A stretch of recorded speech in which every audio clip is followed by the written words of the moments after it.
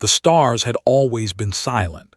For thousands of years, humanity looked up at the night sky and wondered if they were alone. They built telescopes. They sent signals into the darkness. They dreamed of the day when someone would answer. On the morning of June 15th, 2187, someone finally did. The ships appeared without warning. They came out of nowhere, bending space itself as they arrived. One moment the sky was clear. The next moment, shadows fell over every major city on Earth. Massive vessels hung in the air like dark clouds, each one larger than anything humans had ever built. In New York, people stopped in the streets and stared upward. In Tokyo, traffic came to a complete halt. In London, in Cairo, in Mumbai, billions of people watched as the impossible became real. Humanity was not alone, and their visitors had not come in peace. High Arbiter Eth stood on the command deck of his flagship, the Eternal Dominion. He was tall, nearly 7 feet, with gray skin that looked like stone and eyes that glowed with a pale yellow light. His species, had ruled this part of the galaxy for over 3,000 years. They had conquered 17 different species. They had never failed. Eth looked at the blue planet below him and felt nothing but contempt. His intelligence officers had studied these creatures called humans. They were young. They were weak. They had only recently learned to travel beyond their own world. They spent most of their time fighting among themselves over small pieces of land and old disagreements. This would be easy. Begin the broadcast, Eth commanded. His voice traveled across space and reached every screen, every radio, every device on Earth. The message was simple. The message was clear. People of Earth, Eth said, his words translated into every human language. I am High Arbiter Eth of the Dominion. Your system now falls under our authority. You will surrender 60% of your territory. You will dismantle your military forces. You will submit to our protection and guidance. You have 30 cycles to comply. Resistance is foolish. Resistance is death. The broadcast ended. Eth turned away from the screen and walked to the observation window. Behind him, 3,000 warships waited in perfect formation. Each one was armed with weapons that could turn cities into ash. Each one carried soldiers who had never known defeat. He had seen this moment 17 times before. He knew exactly what would happen next. The humans would panic. Their leaders would argue among themselves. Some would want to fight. Others would want to surrender. Fear would tear them apart from the inside, and within days they would come crawling to him, begging for mercy. It was always the same. On Earth, the panic began just as Eth expected. People ran through the streets. Stores were emptied. Governments held emergency meetings behind closed doors. News channels showed the alien ships on endless repeat, and experts argued about what humanity should do. Some said they should surrender. The aliens were too powerful. Fighting would only bring destruction. Better to accept their terms and survive. Others said they should fight. They should never bow to invaders. They should defend their home, even if it meant death. The arguments grew louder. Old enemies blamed each other. Old wounds reopened. It seemed like humanity would tear itself apart before the aliens even fired a single shot. But then something unexpected happened. Admiral Wei was 63 years old. She had served in the United Earth Navy for over 40 years. She had fought in 3 wars and lost her husband to one of them. She had spent her entire life preparing for a threat that everyone else thought would never come. Now it was here. She stood before the United Earth Council, her uniform pressed and her back straight. The council members looked tired and afraid. They had been arguing for hours, and they had reached no decision. We cannot defeat them, one council member said. Their fleet is too large. Their technology is too advanced. We must negotiate. Negotiate, another member shouted. They are not asking for negotiation. They are demanding submission. The arguing continued, waited. When there was finally a pause, she spoke. May I address the council? The room fell silent. All eyes turned to her. "I have studied the Dominion," said. Her voice was calm and steady. "I have read every report. I have analyzed every piece of data we have, and I can tell you one thing with certainty. They do not want partners, they want slaves." She stepped forward. "If we surrender, we do not survive. We simply die slowly instead of quickly. Our children will grow up in chains. Our will forget what freedom means. Everything we have built, everything we have dreamed will be erased." She paused and looked at each council member in turn. "But if we fight, we have a chance. Maybe a small chance, maybe a tiny chance, but it is still a chance, and I would rather die on my feet than live on my knees." The room was silent for a long moment. Then the council voted. For the first time in human history, the vote was unanimous. Every nation, every faction, every voice spoke as one. They would not surrender. The response was transmitted to the Dominion fleet 6 hours after the invasion began. It contained only 4 words. "We decline, prepare accordingly." High Arbiter Eth received the message on his command deck. He read it 3 times, certain there must be some mistake. In 3,000 years, no species had ever refused. No species had ever been foolish enough to challenge the Dominion. He turned to his officers. "They are bluffing," he said. "They will break, they always do." But deep in his chest, in a place he did not want to acknowledge, something stirred. It was a feeling he had not experienced in centuries. It was small and quiet, but it was there. It was doubt. Far below, on the surface of Earth, something was already changing. Old enemies shook hands. Old borders faded. Factories that had been silent for years began to hum with activity. Scientists who had competed against each other started working together. Soldiers from nations that had fought for generations stood side by side. Humanity had received a message of fear and division. They had responded with unity and defiance. The countdown had begun. And nothing in the galaxy would ever be the same. The first week after humanity's refusal was chaos, but it was a different kind of chaos. It was not the chaos of fear and division. It was the chaos of purpose. Admiral Way stood in the command center of Earth's military headquarters. Screens covered every wall, showing reports from around the world, ships being built, weapons being tested, soldiers being trained. She had been given something no human had ever held before: complete command over every military force on Earth. The responsibility was enormous. The pressure was crushing, but did not waver. She had waited her entire life for this moment. "Report," she said to her officers. "The Americans and Russians have combined their fleets," one officer said. "That gives us 140 combat vessels." "The European Union is sending everything they have," another added. 63 ships plus their orbital defense platforms. Asia-Pacific Command reports 87 vessels ready for deployment. Nodded, she did the math in her head. Just over 300 ships against 3,000. The numbers were not good, but numbers were not everything. "What about production?" she asked. "The shipyards are running at full capacity," the officer replied.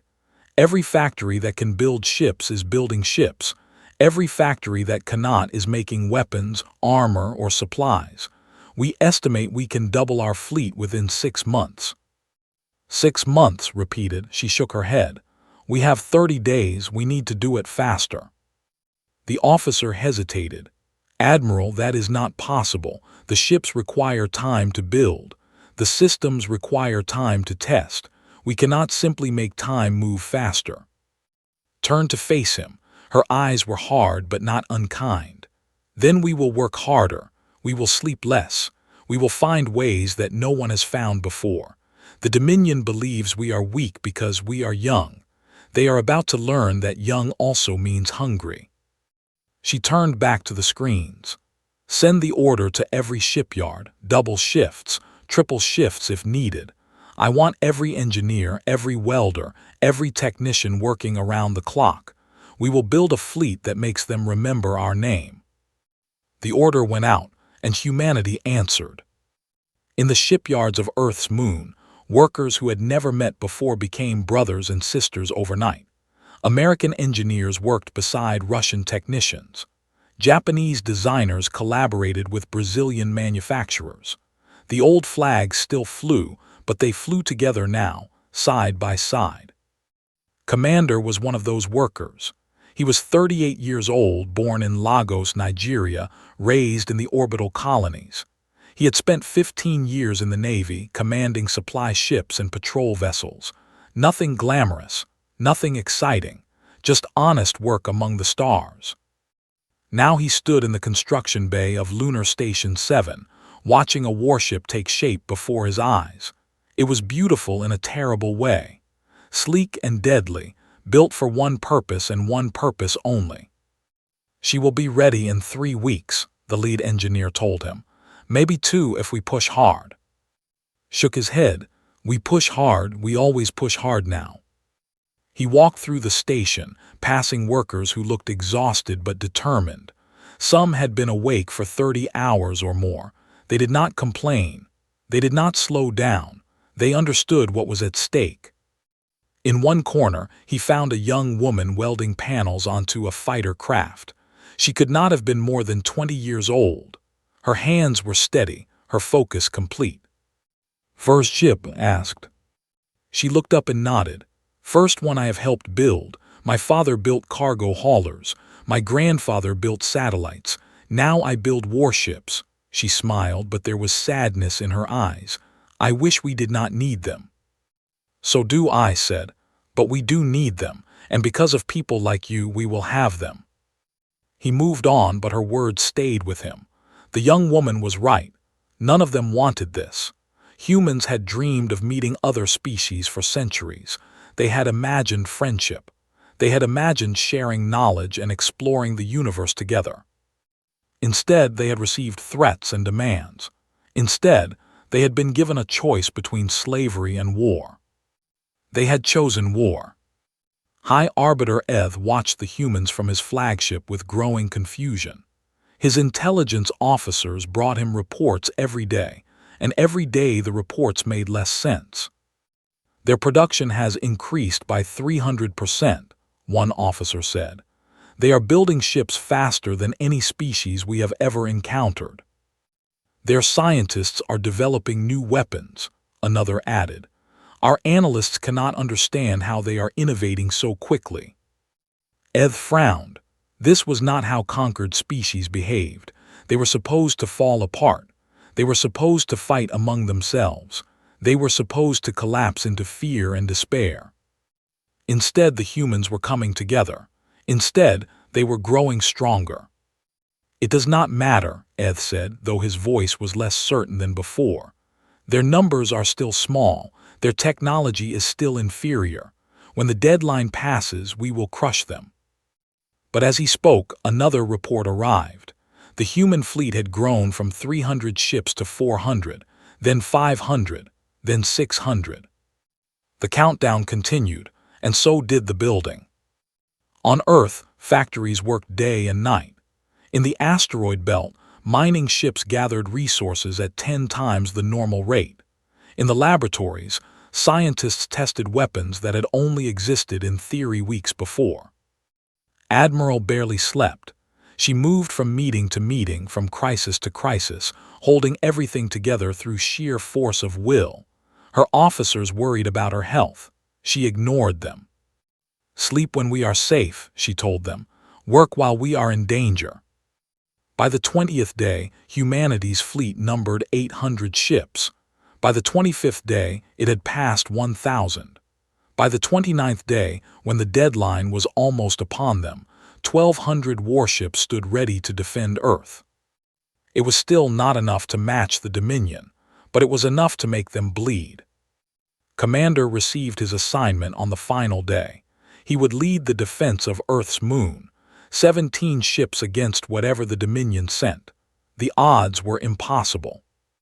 He accepted the assignment without hesitation. "We are not trying to win," Admiral told him in their final briefing. We are trying to survive. Make them pay for every kilometer. Make them remember what it cost." Nodded, he understood. Victory was not the goal. The goal was to hurt them so badly that victory would feel like defeat. "I will make them remember," he promised. The deadline arrived at midnight, Earth Standard Time. Across the solar system, humanity held its breath. Families hugged each other. Soldiers checked their weapons. Engineers said goodbye to the ships they had built with their own hands. In the darkness of space, the Dominion fleet began to move. The war had begun. The message arrived on the 29th day, just hours before the deadline. It came from the human admiral, the one called Wei. She requested a meeting, face to face, just the two of them. High Arbiter Eth read the message 3 times. His advisors told him it was a trap. His generals said it was a sign of weakness. His officers argued that he should ignore it completely. But Eth was curious. In 3,000 years of conquest, no species had ever made such a request. No species had ever shown such boldness. He agreed to the meeting.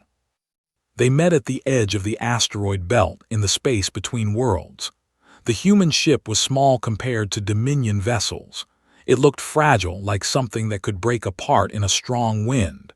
But it had come alone, deep into contested space, without escort or protection. Eth had to admit these humans had courage. Foolish courage, but courage nonetheless.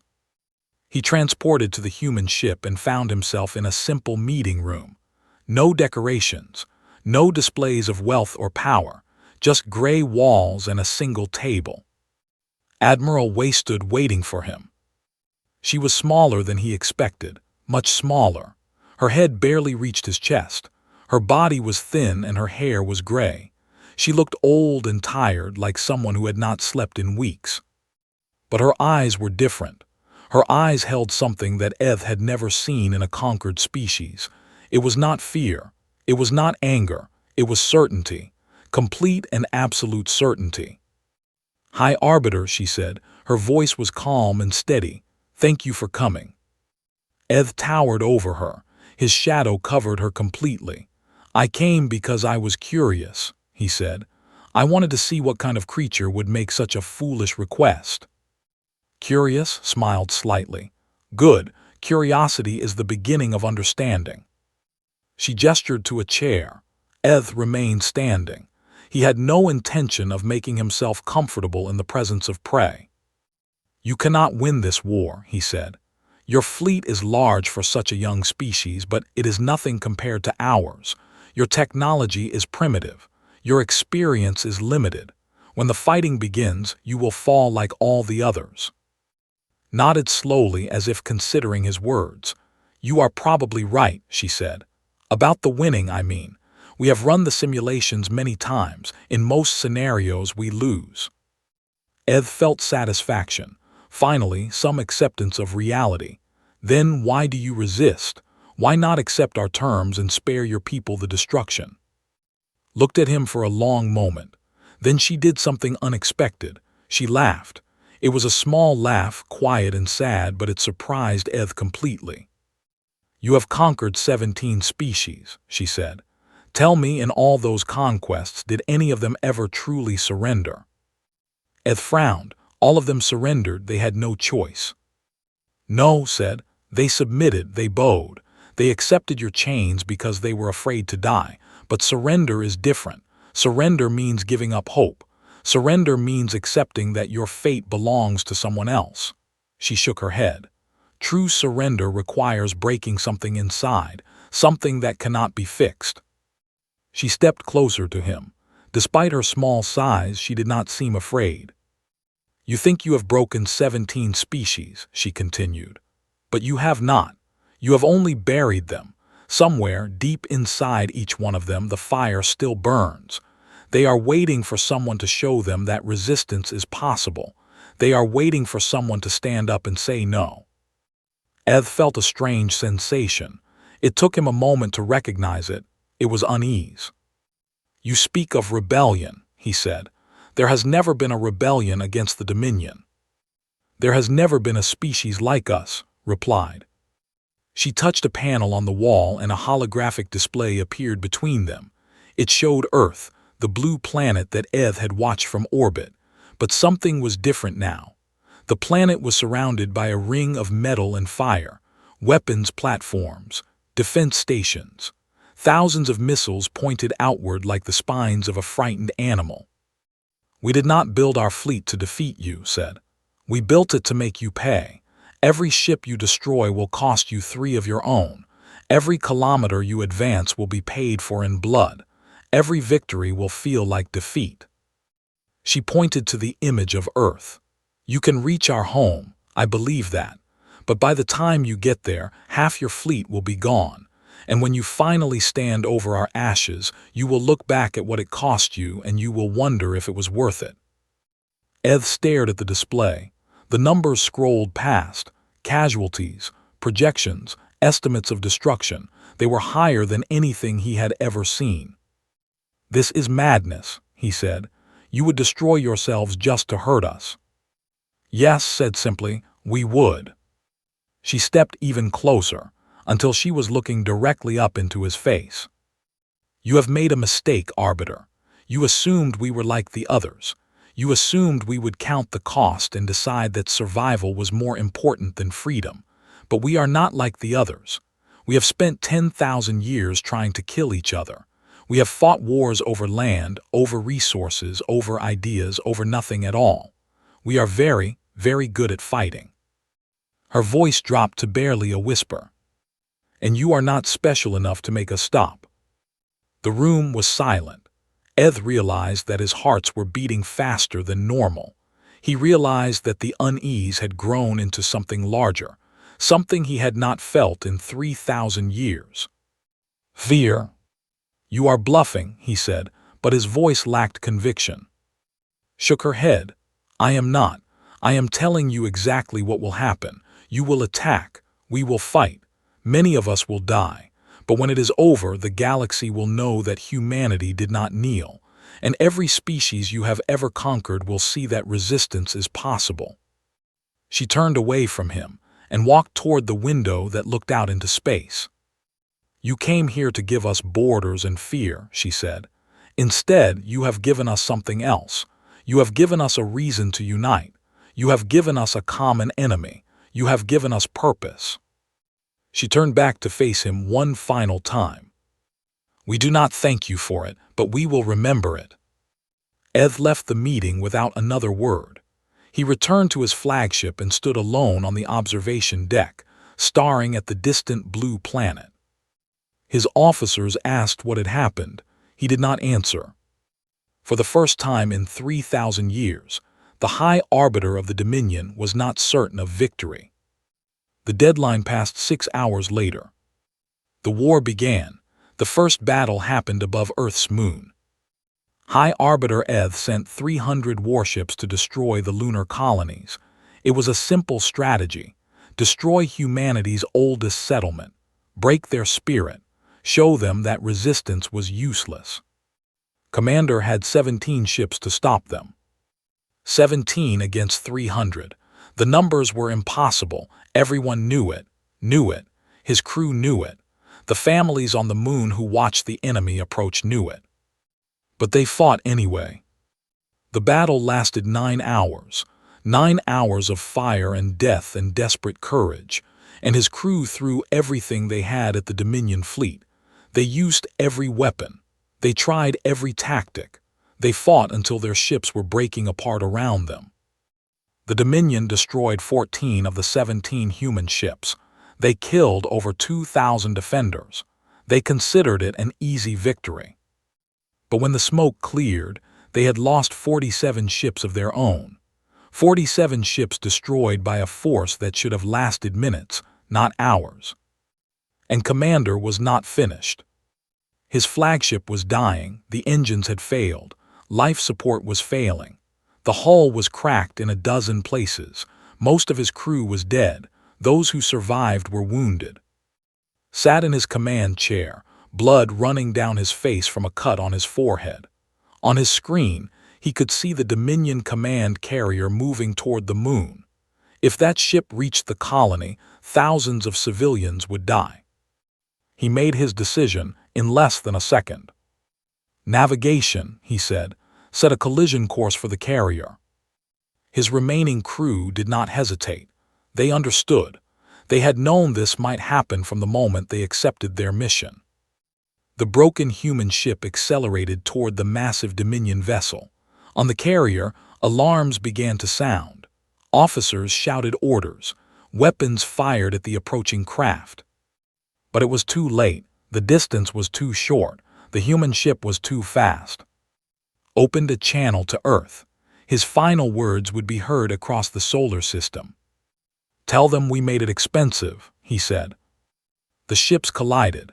The explosion was visible from Earth with the naked eye. The Dominion carrier broke apart, taking 3 smaller ships with it. Commander died a hero, and his words became humanity's battle cry. Make it expensive. The war continued for 11 months. 11 months of constant fighting. 11 months of blood and sacrifice and stubborn defiance. The Dominion advanced, but every step cost them dearly. At Saturn's rings, human ships ambushed a supply convoy and destroyed 60 vessels before disappearing into the asteroid fields. At the Jupiter stations, civilian engineers turned mining equipment into weapons and held off an invasion force for 3 weeks. Admiral Way commanded it all from her headquarters on Earth. She slept in 2-hour segments. She ate meals standing up. She made decisions that sent thousands of people to their deaths and lived with the weight of every single one. Her hair turned completely white in those 11 months. Her face aged a decade, but her will never weakened. "We are not winning," she told her officers during a late-night briefing. "But we are not losing either, and as long as we are not losing, we are winning." The Dominion had expected a quick conquest. Instead, they were trapped in a war of attrition against an enemy that refused to break. Every time they destroyed a human ship, 2 more appeared. Every time they captured a station, they found it empty, its defenders already moved to the next position. Human engineers developed new weapons faster than Dominion tacticians could respond. Armor that could survive Dominion energy weapons. Missiles that could track and destroy their ships. Communication systems that the enemy could not jam. The conquered species watched. From their prison worlds and slave colonies, they watched the humans fight. They saw something they had not seen in 3,000 years. Hoping. High Arbiter Eth felt the war slipping away from him. His officers began to question his decisions. His supplies ran low. His soldiers grew tired. But he could not stop. He could not retreat. The Dominion had never retreated. If he turned back now, everything they had built would collapse. So he pushed forward. In the 8th month, the Dominion finally reached Mars. It was the first major human colony beyond Earth. Millions of people lived there. Eth expected a desperate defense, a last stand that he could use to break human morale forever. Instead, he found empty domes and abandoned cities. The humans had evacuated the entire planet. Every person, every piece of equipment, every valuable resource had been moved to Jupiter and beyond. The conquest of Mars cost the Dominion 400 ships and gained them nothing but empty buildings and dust. Eth stood in the Capitol dome, surrounded by silence, and finally understood what he was facing. These humans did not fight the way other species fought. They did not defend territory because they loved it. They defended ideas, freedom, resistance, the right to choose their own fate. You could not conquer ideas. You could only kill everyone who held them. And there were 8 billion humans in this system. Admiral received reports of the Mars evacuation with grim satisfaction. They had bought themselves more time to build, more time to plan, more time to bleed the enemy dry. But the cost was enormous. Thousands of soldiers had died covering the retreat. Millions of civilians had lost their homes. Families had been separated. Lives had been destroyed. Walked through a refugee center on Europa, one of Jupiter's moons. She saw children who had never known war learning to hide from enemy ships. She saw old men and women who had built Mars with their own hands, now homeless and afraid. One little girl tugged at her uniform. "Are we going to win?" the girl asked. Knelt down to look her in the eyes. "I do not know," she said honestly, "but I know we are going to keep fighting, and as long as we keep fighting, we have not lost." The girl nodded seriously, as if she understood. By the 11th month, something remarkable had happened. The Dominion fleet had shrunk from 3,000 ships to 1,100. Humanity's fleet had grown from 1,200 to over 2,000. The mathematics had changed. Admiral looked at the numbers and allowed herself a small smile. It was the first time she had smiled in almost a year. "Prepare for offensive operations," she ordered. The defenders had become the attackers. The storm was about to break in the other direction. Admiral Way stood on the bridge of humanity's flagship, the Defiance. Through the observation window, she could see Saturn's rings stretching out like a road of ice and stone. Hidden among those rings were 1,500 human warships, waiting for her command. 18 months ago, the Dominion had come to Earth with threats and demands. They had offered borders and fear. They had expected humanity to bow.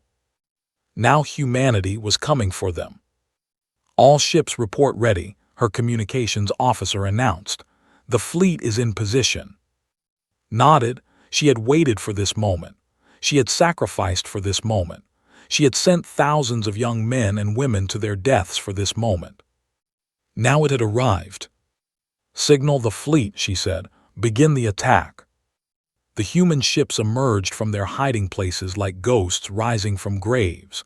They came from behind asteroids, from inside ice clouds, from shadows that the Dominion sensors had not thought to check. They came in waves, coordinated and precise, striking the enemy from every direction at once. The Dominion fleet tried to respond.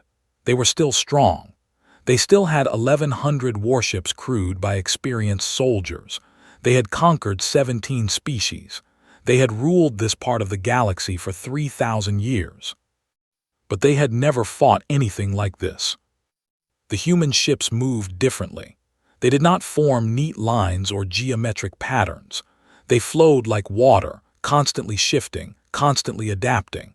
When the Dominion concentrated their fire on one group, that group scattered and reformed somewhere else. When the Dominion tried to retreat, they found humans blocking their path. High Arbiter Eth stood on the command deck of his flagship and watched his fleet fall apart. Ship after ship disappeared from his screens. Distress calls filled the communications channels. His officers shouted conflicting reports, and he could not tell anymore who was winning or losing. Winning and losing had stopped making sense. The battle lasted 4 days. 4 days of continuous fighting across millions of kilometers of space. 4 days of explosions and debris and desperate maneuvers. 4 days that decided the fate of a galaxy. On the morning of the 5th day, what remained of the Dominion fleet retreated beyond Neptune. They ran, and they did not stop running. Admiral let them go. She had no interest in chasing a broken enemy. She had something more important to do. A message arrived from the Dominion flagship. High Arbiter Eth requested parley. Agreed. This time she went to him. She boarded his ship alone, walking through corridors filled with damage that her forces had inflicted. Broken walls, shattered screens, the smell of smoke and death. Dominion soldiers watched her pass. They were exhausted and afraid. They had been taught that they were invincible. Now they knew the truth. Found Eth in his command center. He sat in his throne, but he no longer looked powerful. He looked old and tired and beaten. "You came," he said. "I came," replied. For a long moment, neither of them spoke. They simply looked at each other, the conqueror and the conquered, the roles reversed from where they had been 18 months ago. "How?" Eth finally asked. His voice was barely a whisper. "How did you do this? You were nothing. You were insignificant. How did you become this?" considered the question. It deserved a real answer. "You made a mistake," she said. "You thought you were giving us an ultimatum. You thought you were showing us our weakness, but instead you showed us our strength." She walked closer to him. "For 10,000 years we fought each other. We wasted our potential on small conflicts and petty hatreds. We forgot what we could do when we worked together. You reminded us." She stopped directly in front of his throne. "You came here with commanders and engineers and warships. You thought you were bringing war, but you brought something else. You brought unity. You brought purpose. You brought the one thing we needed to become what we truly are." Ed looked down at her. Despite everything, despite the defeat and the humiliation, he found himself wanting to understand. "And what is that?" he asked. "What are you truly?" Smiled. It was not a cruel smile. It was almost sad. "We are survivors," she said. "We have survived ice ages and plagues and wars that nearly destroyed us.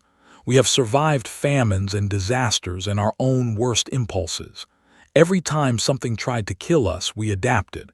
Every time someone tried to conquer us, we fought back." She reached into her pocket and pulled out a small data chip. She placed it on the armrest of his throne. "These are our terms," she said. "You will withdraw from this system. You will release the 17 species you have enslaved. You will return their worlds and their freedom. And you will tell every civilization you encounter what happens when you threaten humanity." Eth stared at the chip. "And if I refuse?" Turned and walked toward the observation window. Beyond the glass, human warships surrounded the Dominion fleet like wolves around wounded prey. "Then we will not stop at our borders," she said. "We never wanted your territory. We only wanted to be left alone. But you taught us something valuable.